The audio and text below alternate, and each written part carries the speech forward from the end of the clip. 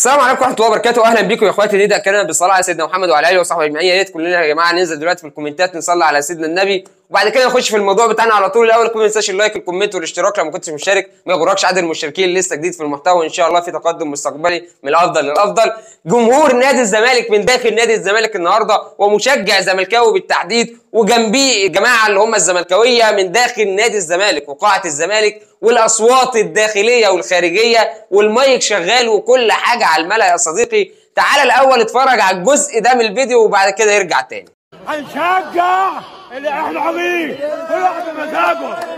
الهلال الهلال الهلال الهلال الهلال. رجعت مع حضراتكم مره تانيه، وحضراتكم دلوقتي شفتوا الفيديو ووقحته وقذرته. يعني انا مش عارف اتكلم اقول ايه بصراحه على ناس عماله تطبل لدرجه ان طبلها يعني سمع جامد.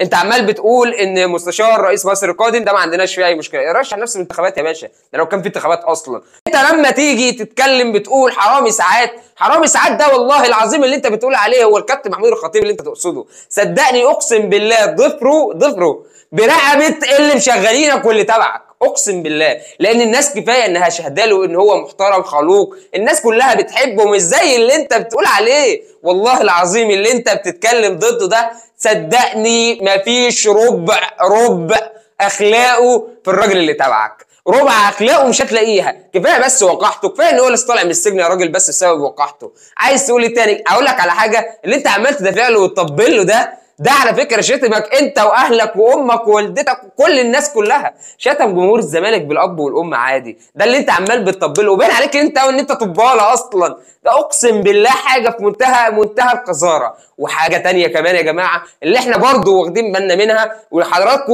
لو شفتوها بالفيديو، عمالين بيقول لك هنشجع الهلال السوداني قدام الاهلي. هتشجع الهلال السوداني والله العظيم خير وبركه. عارف ليه؟ لان انتوا جمهور نحس على اي فريق بتشجعوه. لو شجعتوا الفريق بتاعكم بيخسر، لو شجعتوا اي فريق ضد الاهلي بيكسب، والفريق اللي ضد الاهلي بيخسر. فانا عايزك تشجع الهلال السوداني بكره يا صديقي. اتمنى والله من كل قلبي ان انت تشجعه، لان انت قسما بالله جمهور الاهلي او الاهلي مش مستنيك او مستني شخصيه زيك انت وهو، والجمهور ده عارف نفسه اللي هو ده. لا، لان الناس دي اصلا يعني الاهلي ما يتشرفش بيها او ما يتشرفش ان الاهلي يشجعهم، لان الاهلي كبير وكيان كبير. وزي ما انتوا بتقولوا النادي بتاعكم نادي الوطنيه والكرامه، اقسم بالله ولا شفت وطنيه ولا شفت كرامه. في الاخير يا صديقي اشوفك على خير فيديو جديد. ما تنساش اللايك والكومنت والاشتراك. سلام عليكم.